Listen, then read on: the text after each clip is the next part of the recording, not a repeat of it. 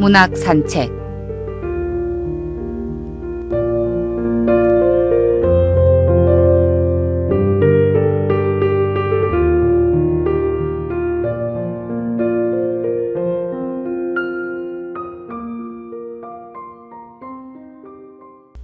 엄마의 인생 이야기. 김봉녀. 오늘은 엄마 생신입니다. 오늘따라 엄마가 더 보고 싶습니다. 한평생을 가족을 위해, 자식들의 성장을 위해 살아오시다가 한올이 연기로 사라져 하늘 가신 엄마를 생각할 때마다 내 가슴은 방망이로 두드리듯 세차게 들먹이고 아픕니다. 엄마 생전에 삶이 바쁘다는 이유로 때론 투정 부리고 많이 효도해드리지 못하여 후회의 눈물이 솟구칩니다.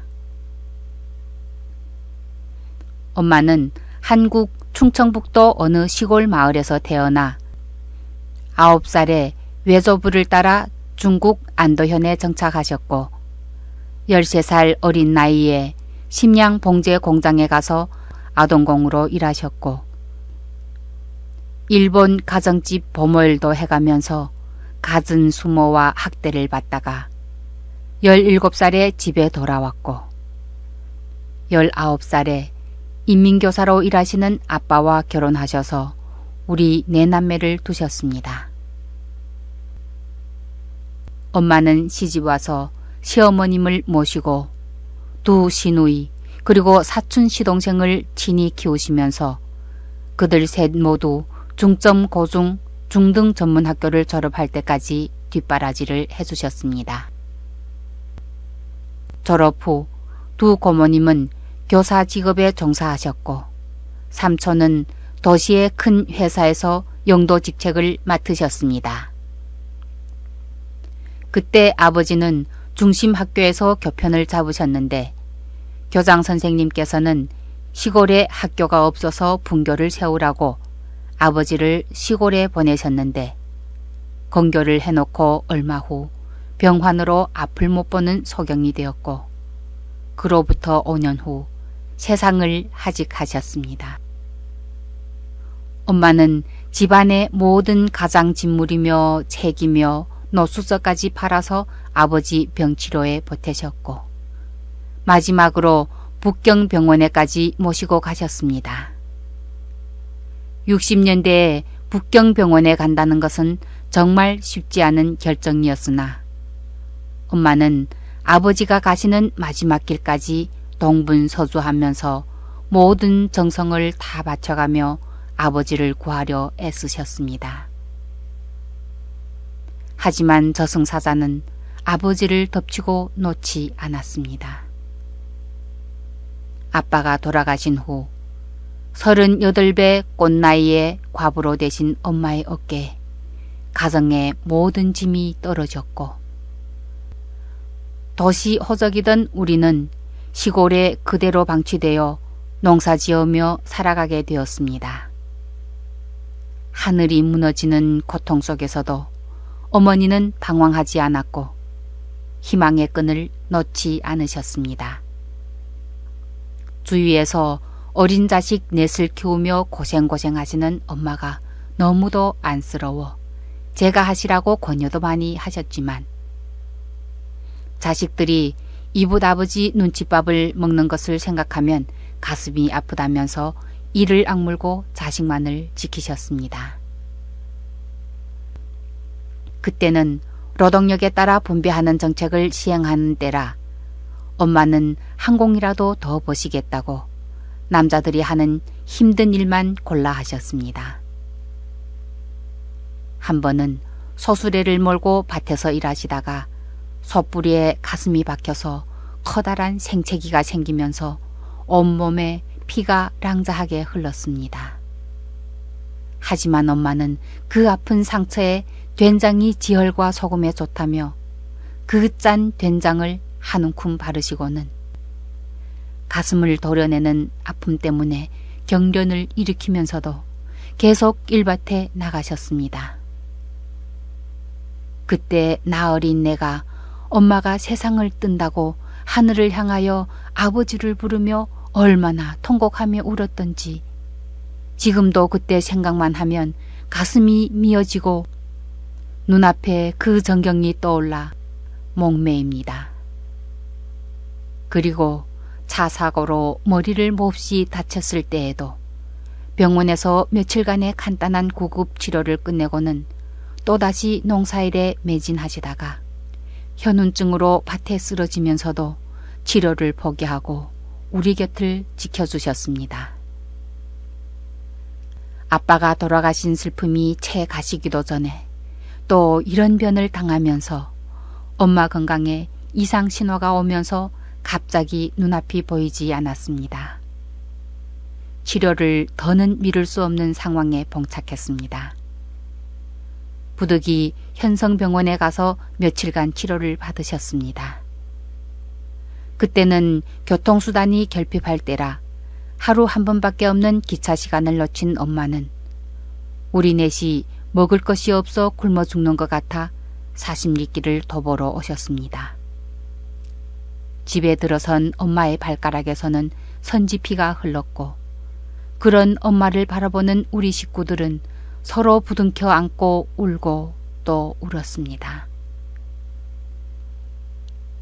엄마는 1년 365일 하루도 쉬지 않고 농산일, 텃밭일, 마른 일, 굳은 일 가리지 않고 했으며 우리 넷을 공부시키느라 장날이면 등이 휘게 채소를 이고 지고 하면서 팔아서 학자금을 어김없이 마련해 주셨습니다.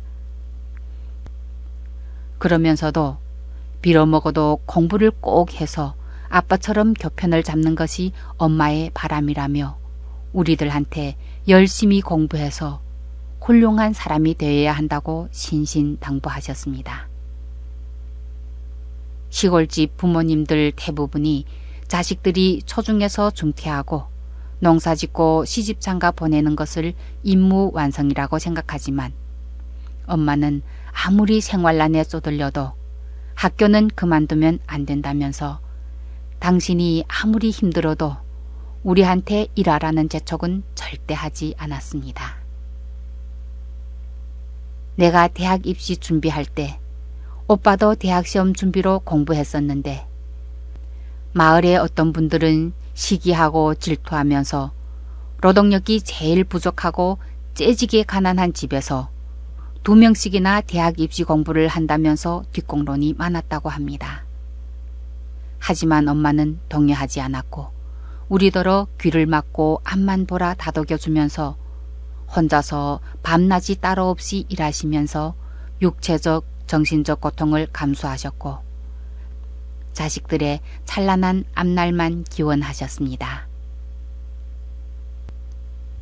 제가 그해 중등 전문 학교에 입학했는데 저희 학비 마련을 위해 엄마는 오전에는 시장 가서 채소 팔고 오후면 밭일을 하시면서 분망히 보내셨습니다.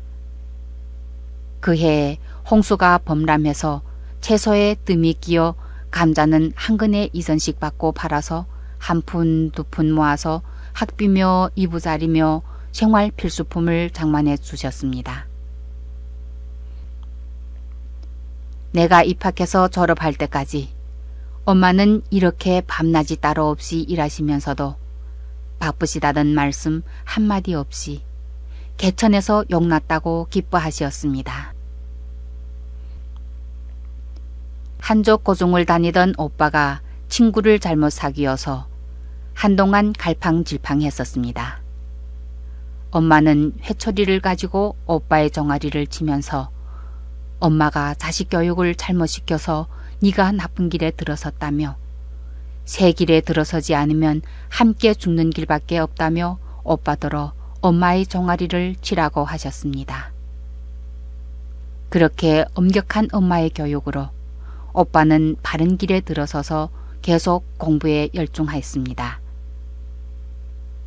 엄마는 또 아버지와 함께 살던 터전에 집을 짓고 살겠다면서 낮에는 밭일을 하시고 밤에는 촌에서 꾸린 양식 가공 공장에서 일하시면서 돈을 모았습니다.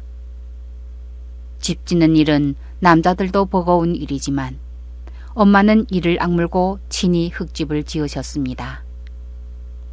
새 집에서 엄마와 우리 네 형제는 석유 등불을 켜놓고 아버지를 기리며 집들이를 하였습니다. 엄마는 우리한테 지식 있고 교양 있고 재간 많았던 아버지에 대해 많은 이야기를 했습니다. 삶이 아무리 고달파도 강한 모습만 보이시던 엄마가 그날 아버지가 그립고 살 길이 막막해서 서럽게 우시는 모습을 처음 보았습니다.